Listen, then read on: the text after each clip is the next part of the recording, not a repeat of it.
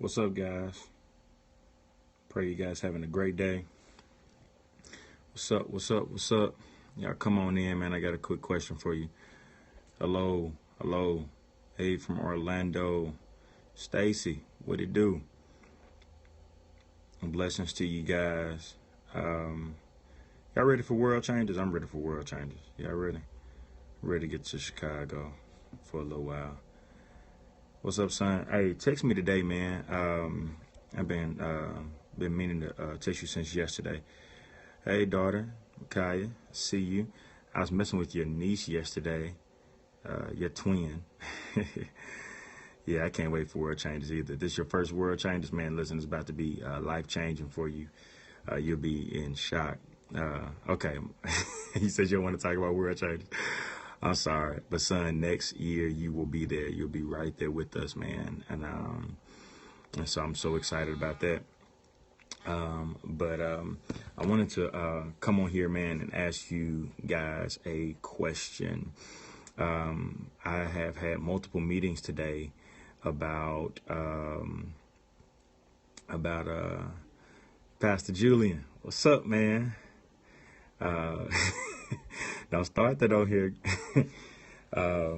But I've had multiple meetings today. I'm gonna help you. I'm gonna help you real quick. I want you to answer this question too, Pastor.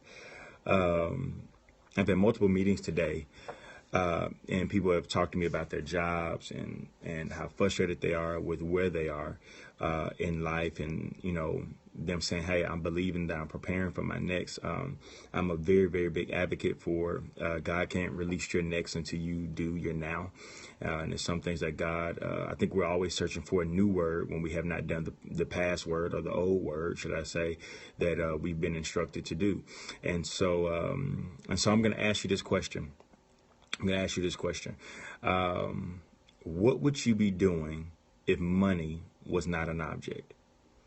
What would you be doing if money was not an object? What would you be doing if money was not an object? I think a lot of times we're so financially driven that we lose sight of what we would be doing if money was not an object. If I told you today that I take care of your bills for the rest of your life and you wouldn't have anything to do, you wouldn't have anything to pay, what would you be doing? How would you spend your time? How would you spend your days? And it cannot be just sitting in the house doing absolutely nothing. But what would you be doing if money was not an object? What would you be doing if money was not an object? If money was not an object for you, then what would you be doing? Because I think a lot of times we have mistaken prosperity for purpose, and because you have thought that your passion was the thing that provided you money, and we have missed the mark. What would you be doing? What would you be doing? Y'all, I can't stand my brother Brandon Clark. I cannot stand him. Apostle Clark, you are crazy. So what would you be doing? I think that this is a question that we have to ask ourselves. A question that we have to ask ourselves as it pertains to our relationship with God and what we are passionate about and what we will be doing. Because let me tell you something, whenever you find that particular thing, then that's when you also find, check this out, that's when you also find your purpose. And also, check this out, you find through many projects. That's awesome. That's awesome, Pastor Julian, because I think that that's where we also find our why. Because I think a lot of times people have started churches for financial reasons. People have started ministry for financial reasons. And so if money gets lacked, they want to give up. But if you don't have your why, then of course, every time you are not fed in that particular area, then it's going to prompt you to desire to give up. And so if you begin to find your why, if you begin to ask yourself, what would I be doing if money was not an object? Can your purpose be? Yes, it definitely can be multifaceted, because I don't believe that purpose is always just one particular area. I think that we find purpose in a lot of different things, but find your why, find what keeps you going, find what keeps you in. And I think that once we begin to ask ourselves, what would I be doing if money was not an object, then we begin to find our why. And then when we find our why, then that's when we also begin to find our second wind for whatever it is that we have whatever it is that we've been called to do. Your why, your why fuels you through your hard times. Your why speaks to you when you feel like giving up. Your why allows you to stay consistent when you want to be inconsistent. Your why challenges you and wakes you up in the morning and prompts you to be on time. And but what would you be doing if money was not an object? Because if we don't know that, if we do not know that, and we have not observed that, and we haven't come to that realization within our lives, then I think that it's easy for us to jump from job to job, from jump to place from place, to jump from church to church, to jump from to have a stream of inconsistency through our lives because you don't know what you're searching for. And could it be that the very thing that you're searching for is found in you? And so you have to I think that you have to find what it is that you will be doing. And a lot of times this is what God will do. He will make your current situation so uncomfortable that you begin to find out what you will be doing, because he will dry up the brook. It's not until certain situations get dried up and certain resources begin to run out that then now you become to a place where you have to think about those difficult things, and you have to make those difficult decisions. But what would you be doing? What would you be doing if money was not an object? What would you be doing if money was not an object? And this is a question that you really have to ask yourself, because right now, one of my friends did a Facebook video. So you know I was gonna get you. One of my friends did a Facebook video, and she contested something, man, and it was great. She contested this idea of you being happy on your job. A lot of times people be like, I'm gonna leave my job because I'm not happy on my job. I'm not happy on my job. Your job is not there to make you happy. Your job is there to provide a source of income from you, and you need to understand. She says, I look at my boss as my customer. I look at my boss as my customer. She says that they're doing something for me and I'm doing something from them. I'm getting something in return, and you have to understand that they're making an investment in you and you're making an investment into them. They're not listen, they may be paying you lower than what you feel that you deserve, and everything like that, and you know that you deserve more. But also at the same time, you got to be truthful about it and say that you that there were times where you should have been fired, that God kept you on a job because you haven't been the best steward as you possibly could have been. And so you got to understand that once you begin to find your why, and also once you begin to find the thing that you would do if money was not an object, that's when you find your why. But then watch this, check this out before we log off. If you find your why, then in your current situation, ask yourself is what I should be learning right now, is it fueling my why? Because if I find my why and I'm on a job that's grooming me, or that's giving me small things to add to my why later on, it's fueling my why. So it may not be where I own my own business right now, but later on, these things that I'm learning for my now are preparing me for my later. So it is an investment. And so you stop showing up late because you understand that I'm in investment mode. It's pouring into me that I can gain something later, and I can utilize these things later on down the road. If and you have to, and once you ask yourself this, watch this, you are not intimidated by somebody else that does something in your particular area. If because you understand that their why is not your why. I know a lot of pastors, my why is not their why is not my why, but there's no competition, because I know what drives me, they know what drives them, and we could be driven by some of the same things, but we're not the same person. We're not in competition with one another, and that's it. You learn from them. Thank you, Pastor Drew. But you learn from them. You what they bring to the table is different from what you bring to the table, and And I think that once you find your why, it alleviates competition. Once you find your why, it alleviates competition, and it alleviates comparison. It alleviates comparison because a lot of us are comparing our lives to somebody else because you have not found your why. Once you find your why, you know why you do what you do. And so since you know why you do what you do, nobody else can do what you do like you do what you do. All right? So you find your why, you find what fuels you, and you rest in that. And when you rest in that, it alleviates comparison. Stop comparing yourself to somebody else. There it is, bars. You said, you heard it. And so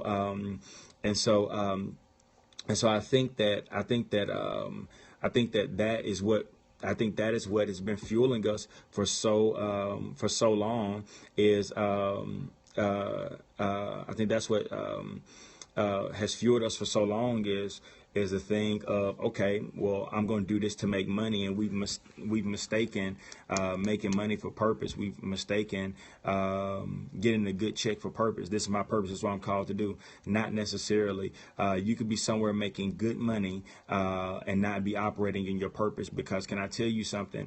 Remotely, what fights against your purpose is a thing called comfortability, and what aids in comfortability is financial gain. Whenever we have a lot of money, this is why some of you right now are on a job. Some of you are on a job right now that you are financially comfortable, and because you are financially comfortable, then you're at a place to where God has called you to do something else, and you refuse to let it go. You've heard the voice of God, but you refuse to let it go because you've been locked into your finances. And what that shows is that you trust your finances more than you trust your faith or your father. And so whenever you trust your finances more than you trust your father and trust your faith, it becomes an issue with you pulling away. And so really what you're showing is that, God, I love what you give me more than I love you. And so this is where we begin to gauge our true priorities and our true hearts as it pertains to certain things. And so you know that you're called to go and help build something. You know that you've been called to do something else. But because you have submitted yourself, watch this, not to God, but you submitted yourself to your check or to your income, and now it's become hard for you to break away. And so we have to learn how to decipher between the two, because we never want to be at a place to where we are locked into finance, to where we shut out the Father, where we're locked into finance and we shut out the Father. We have to stop shutting out the Father for the sake of finance. But you'll be able to do that once you find your why, and once you ask yourself the question, hey, what would I be doing if money was not an object? That's right, Shiny. Money cannot be motivation, and I think that's what's plaguing our generation right now, is that we're so money hungry. You hear it all the time. I gotta get up and chase this money. I gotta get up and chase this money. Well, the issue is that most of our generation is chasing money, but they never catch it. So if you never catch it, then you continue to chase it. You never have it. That's not God's design for our lives. But I can tell you one thing, is that Matthew 6:33 says, seek ye first the kingdom of God and all and his righteousness, and all these things shall be added unto you. What are all these things? All these things. Now, you may not like things, but I like things. He says, all these things shall be added unto you. Shall be added unto you. Added unto you. Shall be added unto you. Seek ye first the kingdom. Seek him first, the kingdom. Seek him first, the kingdom, and his righteousness, and his holiness, and his purity. Say like you seek him, but watch, it's almost, what's so great about God is that we don't seek him for the motive of prosperity, but we seek him to find who he is. Pastor Tim, listen, brother. All right. But and if y'all don't like things, y'all can send things to me. All right, y'all can send them if y'all don't like them. It's okay. But all these things, and so the thing is that I don't seek God for stuff. I don't. Stuff falls in my lap because I continue to seek him. What I love about God is that when your heart is pure, he begins to reward you with some of those desires that you haven't even made openly. The Bible says, I give you the secret petitions of your heart, the secret petitions of your heart, stuff that you haven't even confessed out of your mouth, and the things that you have not said out off your lips. He will, Pastor Tim said, I'm a witness. I am truly a witness of that as well, because I've sought God, and God continues to send stuff, and people say, well, oh man, you got this, and you got this, and you got this, you got this, and you got this. No. Don't get caught up in stuff. I got caught up in him, and what happened was I kept my heart pure. That's it. That is the gist of it, because I kept my heart pure. You have to remember that God blesses pure motive and pure heart. People can say whatever they want to say about me. And now this is the God honest truth. People can say whatever they want to say about me. They could say stuff about my past. They could say stuff about who I used to be. They could say stuff about who they believe I am right now. But I can tell you this, is that they'll never be able to contest my heart. They'll never be able to say that I gave from impure motives, or I didn't love people, or whatever the case is. Listen, they'll never be able to say that. They'll never be able to say I dogged out somebody, I treated somebody wrong, or I cussed somebody. They'll never be able to say that. Why? Because I continue to keep my heart pure. You can say whatever you want to about who I used to be, what I did, who I used to do, and and all the other type of stuff. But you would never be able to contest my heart. You would never be able to contest my heart ever. And I told God I prayed to God that he will allow me to, like that song, Give Me a Clean Heart. And I prayed that prayer that David prayed. Lord, give me a pure, clean heart. And so my heart, my motives for people, I don't connect with people. And I'm gonna do a scope probably tonight talking about fake preacher friends, because I don't connect with people. I don't connect with people to try to get on their platforms or to preach at their church or do anything like that. I connect with people based upon pureness of heart. If I can help in any possible way, I will. If I can do for anybody, I will. I'm not your opportunist. Let me tell you something. Whatever I can do. I see Pastor Brian Clay say I'm a witness of that. That's my desire. My desire is that all of us win. I think it's more than enough people. I think there's more than enough people that need to be saved. I think it's more than enough people. Yes, big bro. I'll let you. Pastor Tia, he is hilarious, man. Man, Pastor Brandon Clark, thank you so much, man, because I love God's people. I think it's impossible, and I was telling new membership classes yesterday, I think it's impossible for you to say you love God and you hate what he created. What he created may frustrate you sometimes because they allow spirits to control them, but I don't hate them. I love them, and so keep your heart pure. Keep your heart pure. I'm not in this. That's right. That's the same way I feel about you, bro. But keep your heart pure. And I think this is the thing about your purpose, is that if you ask yourself, what would I be doing if money was not an object? Guess what I would be doing? Let me just tell you this. What I'd be doing is what I'm doing right now. There are plenty of people, and I don't know where people got this from. There are people that have emailed me like, Pastor AD, I really want you to come and preach, but won't have enough money to bring you. If you want me there, I dictate where I sow my seed. My word is a seed. You're not paying for the word. You're just paying for my time.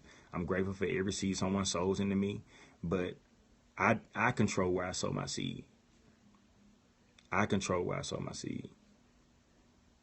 Like, I control that. And so I would be doing what I'm doing right now for free. It just so happens that the Lord has blessed us to do certain things, and whatever the case is. What? Oh, shut up. I wouldn't even talk about you either. But I do for free. But now, son, since you put yourself out there, all right, Yes, you're not paying. You're not. The word is free. I'm an advocate for that. The word is free. You can read the word. You can get the Bible. Now they charge for the Bible, but you can download the Bible app for free, and you can read it, and you can get that and do all of that stuff, and you can read the word for free. When you sow, you're sowing on the revelation that God has given me that sets you free, and the word that you received in your life.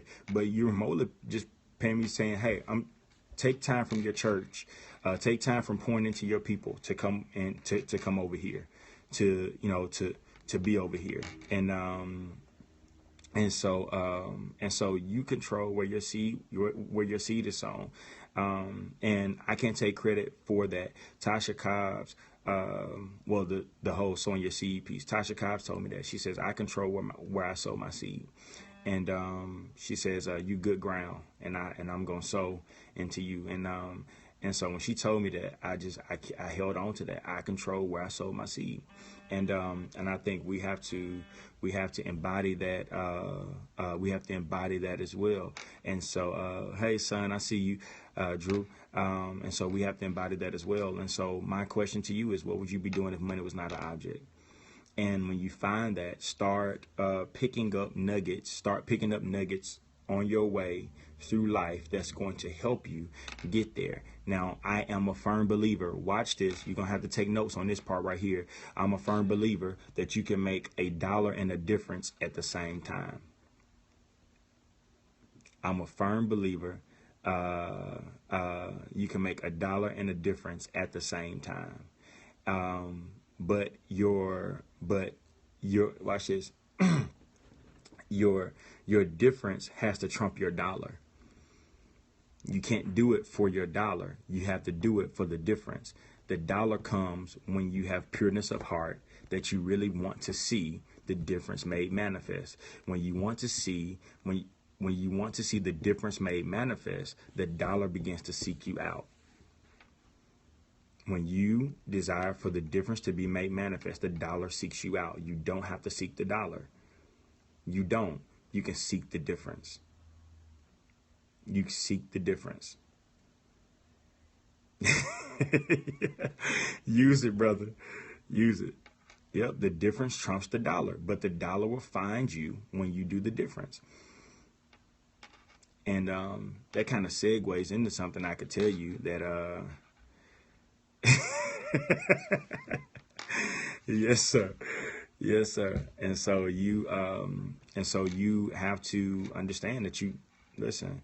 You can listen if you seek to make the difference, the dollar will find you. I promise you that. I promise you that. And so this segues into me telling you all that at World Changers, I have a table at World Changers. And with this table, I have different T-shirts that we're launching. So we just don't have the Fear What's Name shirt. I launched a shirt that says, I'm determined to make a difference. Determined to make a difference. I got a table. Yes, sir. I got a table. I'll be selling T-shirts. Determined to make a difference. I am determined to make a difference. Also, I have a shirt that says, the curse ends with me.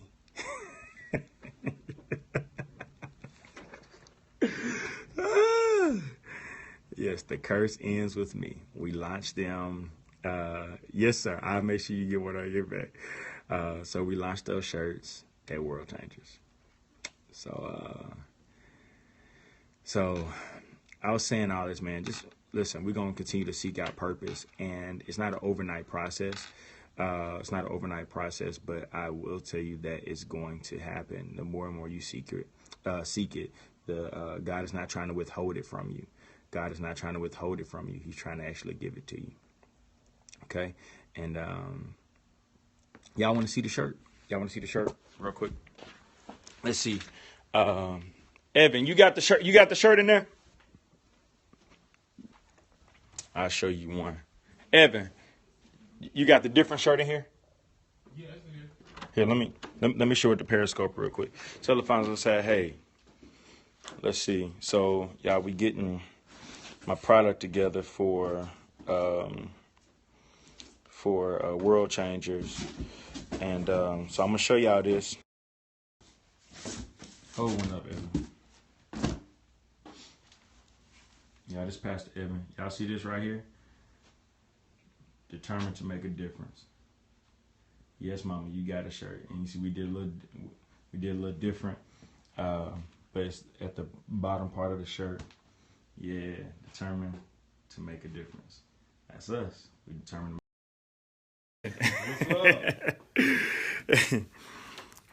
What's up?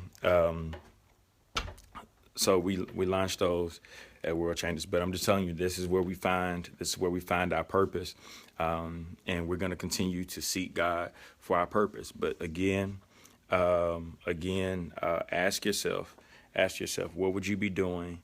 What would you be doing if money was not an object? What would you be doing if money was not an object? You sure can, Pastor Tim.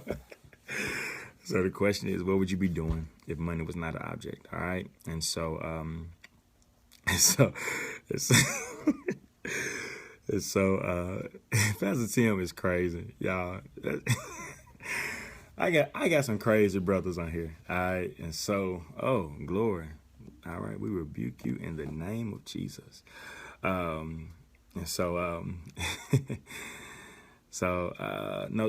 the table will not be there on the 7th. It will be there the following Monday, though. We're doing a worship and intercession piece on Monday Night Madness on the 7th. And so, but I wanted to come on here, man, and just challenge you with the way that you, with the way that you get, or will ask yourself those questions for your purpose. All right.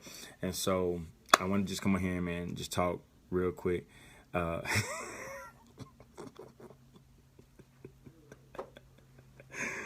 I could not take Pastor Brandon Clack. All right. Listen, brush before the Lord. All right. Yeah, I promise I don't know. I don't know how I end up with crazy brothers like Brandon Clack and Tim Carruthers. I promise y'all, I do not know. But I love them so much. Hey, All Nations, what do y'all think about doing a week-long revival next year with Pastor Tim Carruthers, Brandon Clack, Apostle Matthew, LeBrian Friend, and then we add like Pastor Shaman. Like, that's 5. Then I'm talking about but I want to do like a whole 7 days. What y'all think? Man, I'm going to do it. Y'all down for it? See, Pastor and Pastor Brandon talking about they first. I think Huntsville would never be the same. My mama said she's taking a vacation for that. Look, everybody said vacation request. I promise you. I'm about to start working on that right now. I'm about to start sending out text messages and looking at dates for next year. So,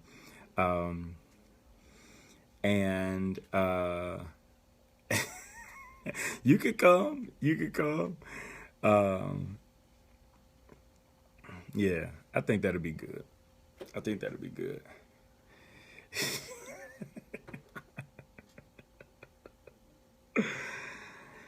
All right, so are y'all saying y'all come to Huntsville? Listen, you got to make good on that. Was Mina on here? I didn't see Mina on here. The comments going so fast. It's Jamina's birthday. It's my daughter. Happy birthday, Mina. I love you. I'll see you later. And she going to be in Ministers in Training class tonight. Come on, for her birthday. So, yeah, everybody, y'all wish Mina happy birthday. Yep, MIT, yep. 7 whole days. That's what I want to do a revival 7 whole days. I'm talking about Monday through Sunday. For real. Like for real. 7 whole night. Come on. And not a word from you. All right. 7 whole days. Woo! And I'm just about through.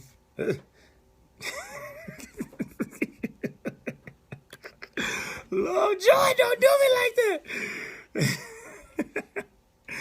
Had about enough of you. I should be on my own. Yes. All right, so so ask yourself that question.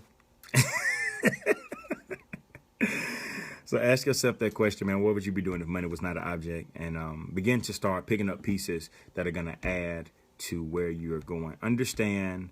I'm. You know, I got that. You know, I got them Baptist roots. Come on. But remember that as you are serving, working, and doing what you need to do, you are there to pick up pieces for your destination. If you're not at your destination, it's preparation. If you're not at your destination, it's preparation. And I don't think that you've reached your place called there. So where you are right now is adding to where you're going. This is an investment. If it's not your destination, it's preparation. And God is preparing you for what is to come. All right. So I got a meeting coming in, and I love you guys. Again, remember, it's not your destination, it's your preparation. Where you are right now, if it's not your final place, it's your place of preparation. It's your preparing place. All right. So I love you guys. I will see you guys soon. Yep. Yeah. Hit me up. Hit me up in a few. Text me, man, and then so we can get together and we can talk. And I'll talk to you guys a little bit later. And y'all have a great day. I'm gonna get on with this preacher scope a little bit later on. What's my PayPal? It is Adrian.d.davis, Adrian.d.davis at gmail.com. There it is right there. And so somebody just put up on Facebook. Oh yeah, I'm about to. Yep, Glad I'm about to get on it tonight. So somebody just put on Facebook. They just tagged me in it. It said once you find your why, it alleviates comparison and competition. Once you find your why, yeah, I ain't gonna call no names, but yeah, I'm gonna talk about these opportunists. Preachers, and I'm gonna call it preacher friends. All right, preacher friends. And so, all right, so I'll talk to you guys later. I love you guys, and you guys have a great day. Remember, if it's not your destination, it's your preparation, and God is preparing you for your destination. All right, talk to you guys soon.